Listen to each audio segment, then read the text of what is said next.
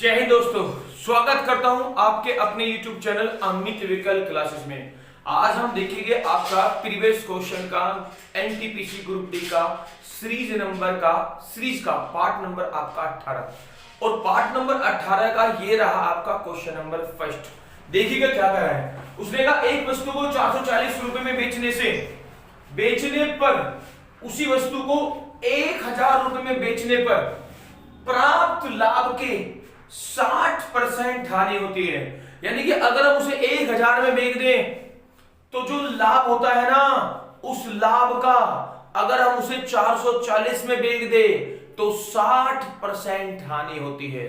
यानी कि जितना लाभ होता है ना, उसका 60% 440 रुपए में बेचने पर हमें क्या होती है? हानि होती है। उसने कहा तो ये बताइएगा कि उस वस्तु का क्रय मूल्य कितना है, ज्ञात कीजिएगा।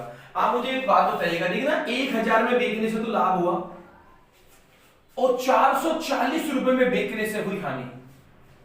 तो अगर मैं बात करने लगूं, अगर मैं इन दोनों का अंतर देखने लगूं तो मैं कह सकता हूं 560 रुपए में लाभ और हानि हमारी दोनों की दोनों वैल्यू दी गई है। यानी कि इस 560 में हमारा लाभ भी है और हमारी हानि भी है। अब ध्यान दीजिएगा उसने क्या कहा। उसने कहा जो हानि है ना, जो लॉस है, वो प्रॉफिट का 60% है।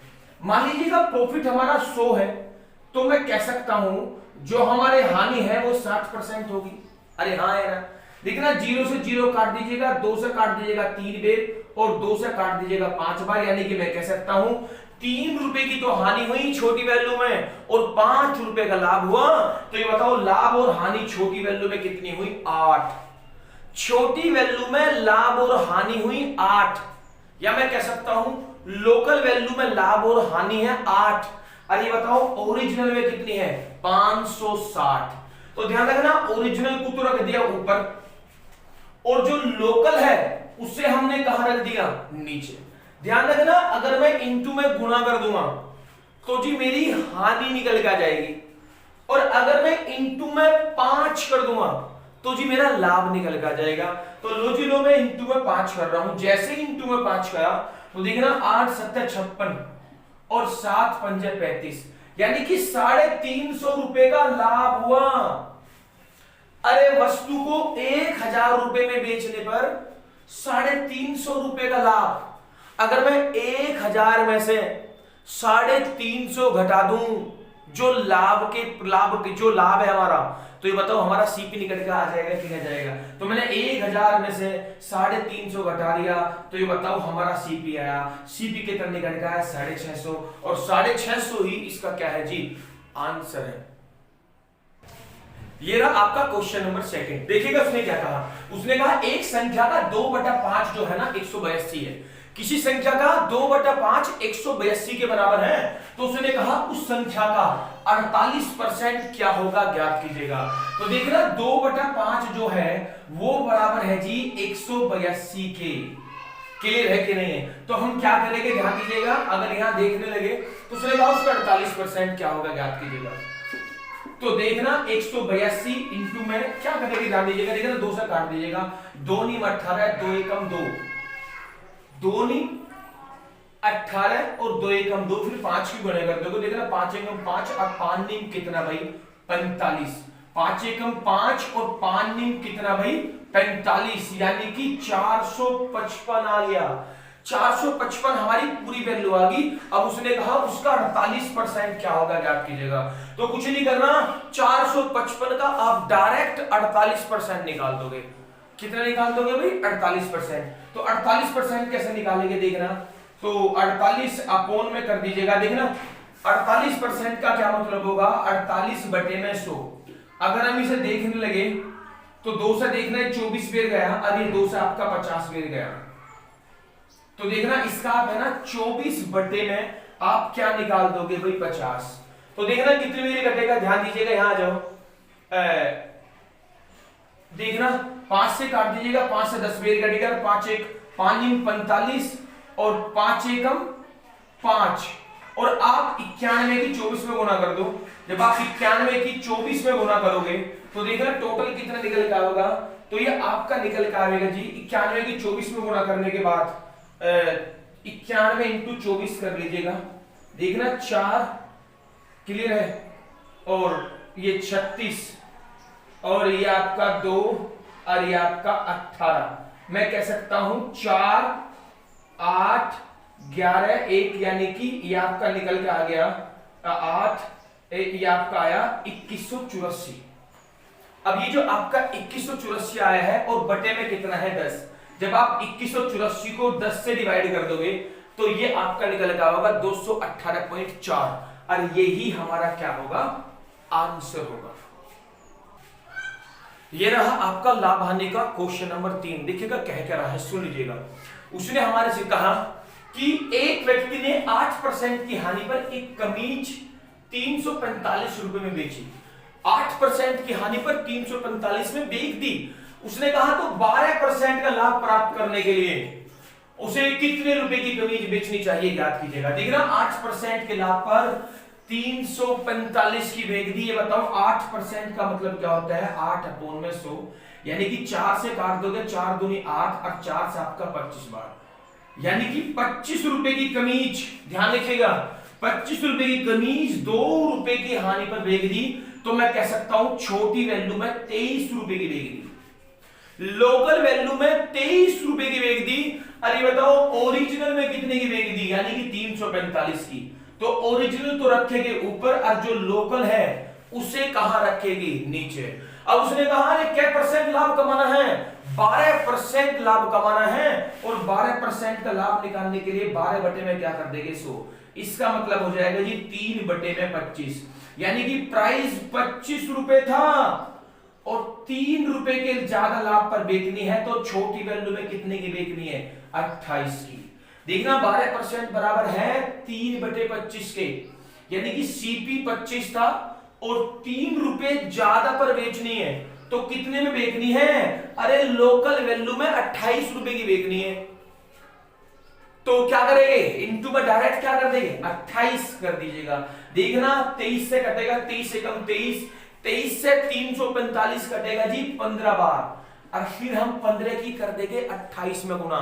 तो देखना 15 8 120, 120 की सीपुर हासिल ले लिया हमने 12, और 15 दूनी 30, 30 और 12 कितना भाई 42, यानी कि 420, और यही हमारा क्या होगा, आंसर होगा। ये रहा आपका क्वेश्चन नंबर 4। देखो कैसे करोगे, ध्यान दीजिएगा।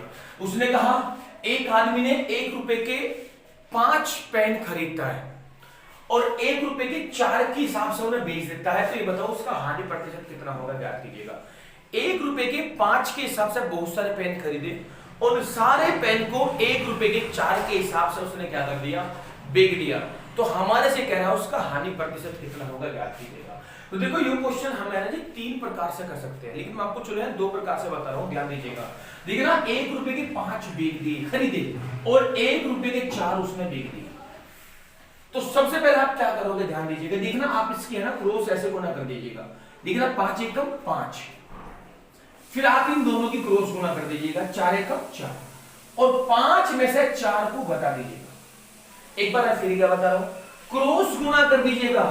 अरे यहां से ऐसे गुना करोगे तो 5 एकम 5, फिर ऐसे गुना करेंगे तो 4 एकम 4, और जो वैल्यू आपने है ना यहां रखी है ना, उसी वैल्यू को आप नीचे रख दीजिएगा, तो बटे में कितना आ गया 4, और इंटू में कर दोगे जी 100। मैं देख रहा हूं 5 में से 4 गए, अरे अगर 5 में से हमारे 4 गए तो ये बताओ कितना बचा, 1 बचा। अरे ये बताओ नीचे कितना बचा, नीचे बचा जी हमारा 4, और इनटू में क्या कर देंगे 100। तो देखना अगर हम 100 को 4 से डिवाइड करेंगे तो कितनी बेर कटेगा, 25%, यानी कि 25% का लाभ होगा। ध्यान रखना अगर यहां से यहां वैल्यू अगर प्लस में आ रही है तो लाभ है, और अगर यहां से यहां हमारी वैल्यू माइनस में आ रही है तो फिर हानि है। तो मैं देख रहा हूं यहां प्लस का 1 आया, यानी कि 1 रुपए का लाभ हुआ 4 रुपए पे, ऐसे कह लीजिएगा।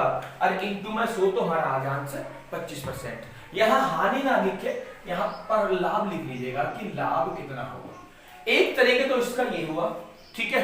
सेकंड तरीका और देख लीजिएगा, साथ साथ कॉपी भी करते रहेंगे। देखिए ना सेकंड तरीका कैसे करोगे, ध्यान दीजिएगा। यहां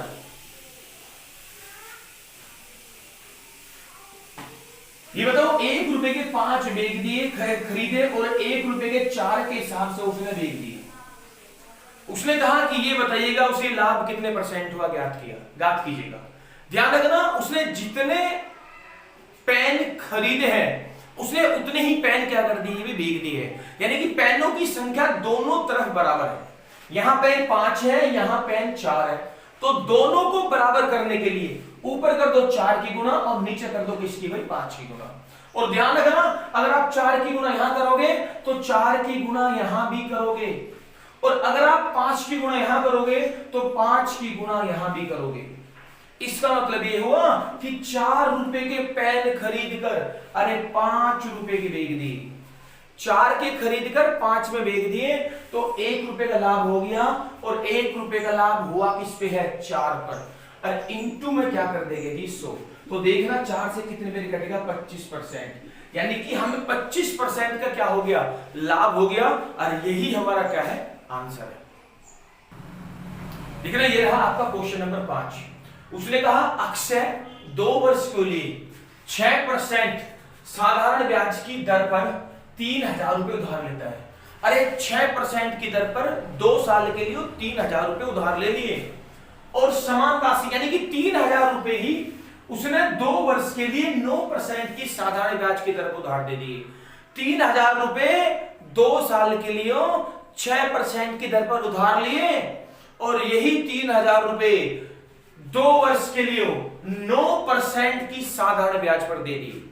यानी कि सेम धनराशि सेम टाइम, लेकिन जो परसेंटेज की दर है ना वो 6% से बढ़ाकर कर दी 9%। तो हमें कह रहा है कि ये बताओ ऐसे लेन देन में अक्षय को कितने रुपए का लाभ होगा, ज्ञात कीजिएगा। अरे देखना 6% की दर पर ले रहा है और 9% की दर पर दे रहा है, तो मैं कह सकता हूं 3000 रुपए पर 1 साल पर 3% का लाभ हुआ।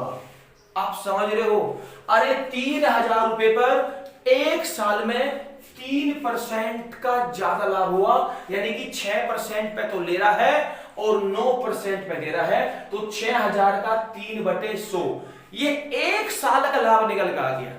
अरे ये बताओ उसने धन कितने साल के लिए लिया था, कितने साल के लिए लिया था और कितने साल के लिए दिया था, उसने दिया था 2 साल के लिए, तो इंटू में क्या कर देंगे 2, तो देखना 2 0 100 दिए जो 2 0 कटेगी, और 30 या 90 और 90 दूनी होगा आपका 180, और यही हमारा क्या होगा, आंसर होगा। ये रहा आपका साधारण ब्याज का सिंपल सा क्वेश्चन है, 2018 सीबीटी परीक्षा में आया है, और क्वेश्चन नंबर आपका 6।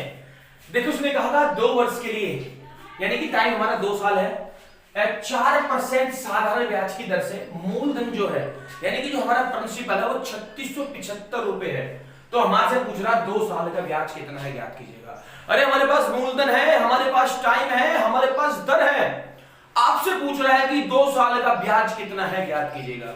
ये बताओ रेट ऑफ इंटरेस्ट कितना, 4%, और मेरे प्यारे बच्चों 4% का मतलब होगा 4/100, यानी कि 1 में कितना जी, 25।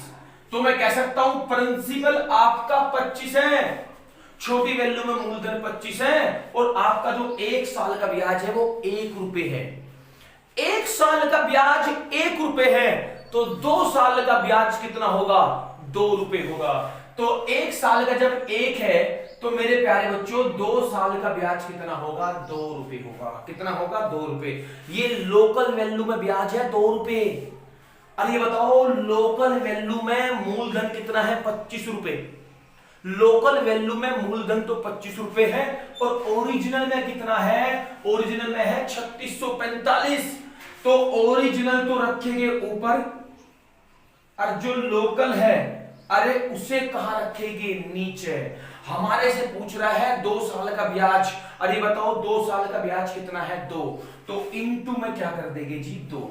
तो देखना अगर हम इसे 25 से काटेंगे तो देखना 25 एकम 25, हमारा कितना बचेगा। अगर हम देखने लगे 36 में से 25 गई, आपका 11 बचा। इधर से ले लिया क्या जी, इधर से ले लिया 7, यानी कि 117। 25 चौका 100, और 117 में से 100 गए, तो मैं कह सकता हूं 17 बचे। ठीक है, अरे 5 आ गया 175 बन गया, और 25 70 होता है जी 175। 147 आया, अरे 147 की 2 में गुणा करोगे तो 294, और 294 ही हमारा क्या होगा, आंसर होगा।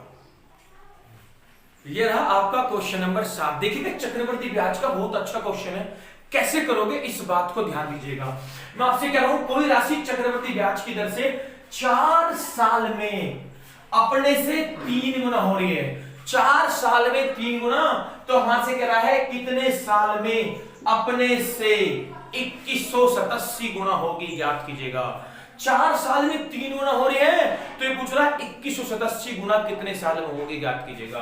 तो ये ध्यान दीजिएगा, 4 साल में 3 गुना, तो कितने साल में 2187 गुना होगी, ज्ञात कीजिएगा।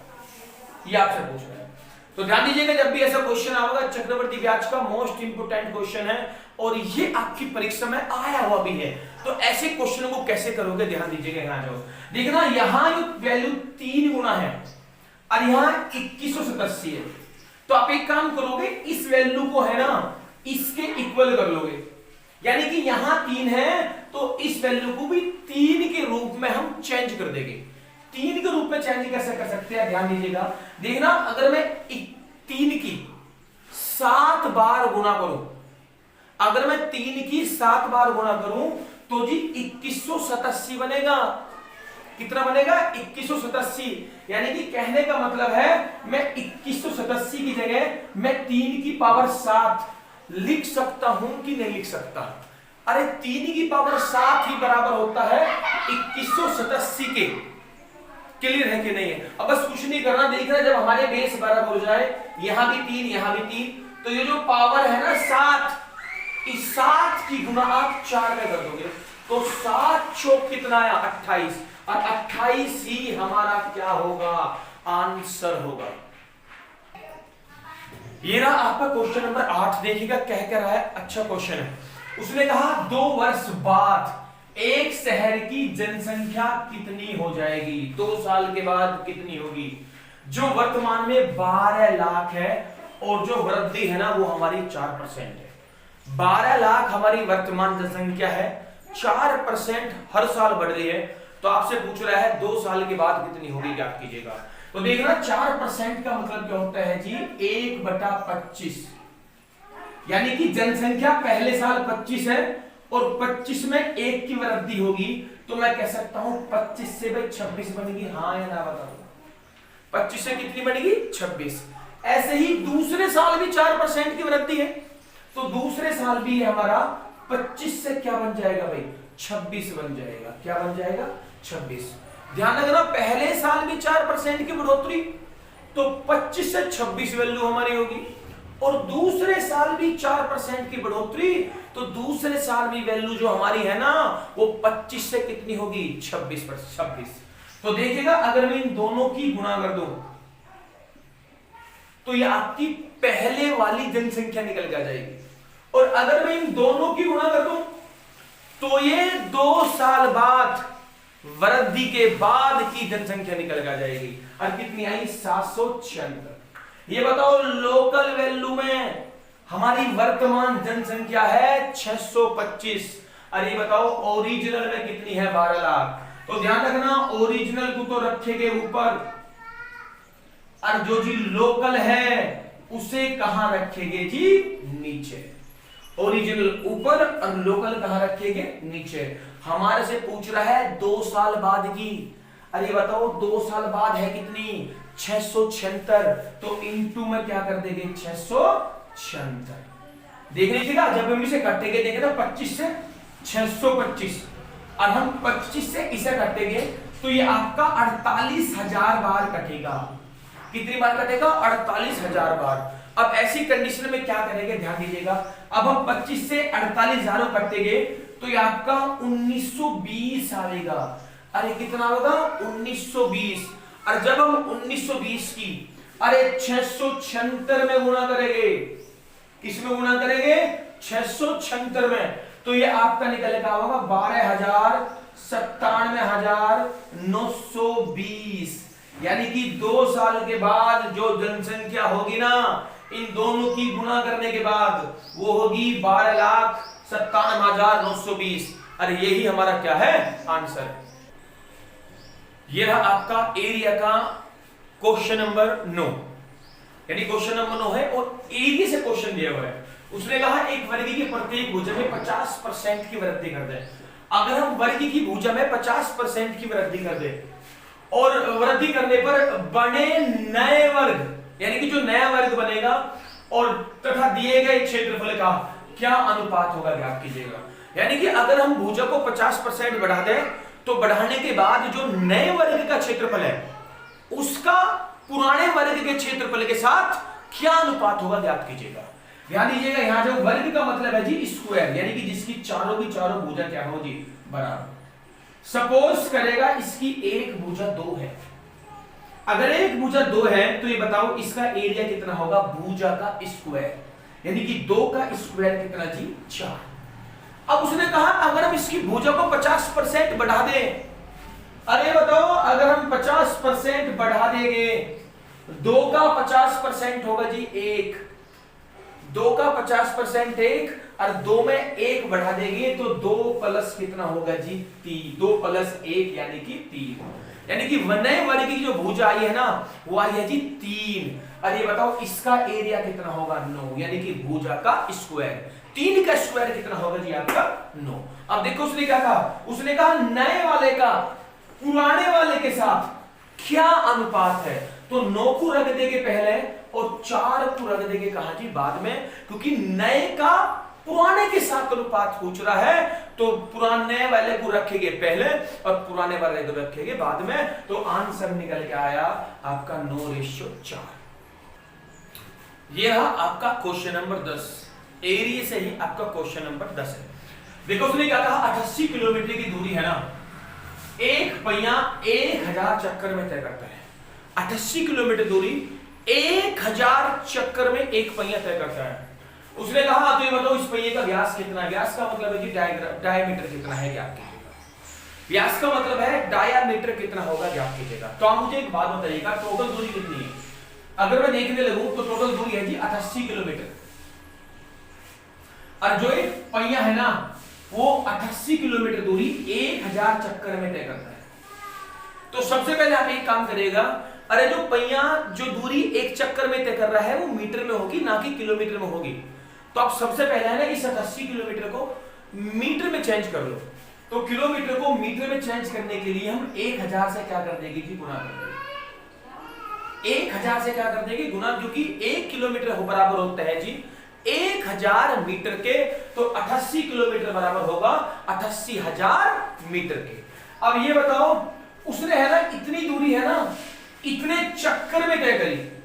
अगर मैं टोटल दूरी को टोटल चक्कर से डिवाइड कर दूंगा, अगर टोटल दूरी को हम टोटल चक्कर से डिवाइड कर देंगे तो जी हमारी एक चक्कर में चली गई दूरी निकल के आ जाएगी। एक बार फिर के बता रहा हूं, अगर हम टोटल दूरी को टोटल चक्कर से डिवाइड कर देंगे तो एक चक्कर में चली गई दूरी आ जाएगी और यही एक चक्कर में चली गई दूरी पहिए की परिधि यानी कि पैरामीटर के क्या होगी बराबर होगी। यानी कि एक चक्कर में चली गई दूरी पहिए की परिधि के क्या होगी बराबर होगी। तो देखना 1000 से 1000 काटेगा 88 निकल के आ गया। अब ये जो आपका 88 है ना ये आपका परिधि के बराबर है, यानी कि यो बराबर है 2πr के। और ध्यान रखना पहिए की जो परिधि है ना वो बराबर उसका जो फॉर्मूला है वो होता है 2πr। तो सोल्व कर दीजिएगा, देखना 2 गुना 22/7 और इंटू में r और ये सब बराबर किसके भाई 88 के। तो देखना 22 चौका आपका 88 और 7 चौक कितना जी 28। तो मैं कह सकता हूं 2r बराबर है जी आपके 28 के।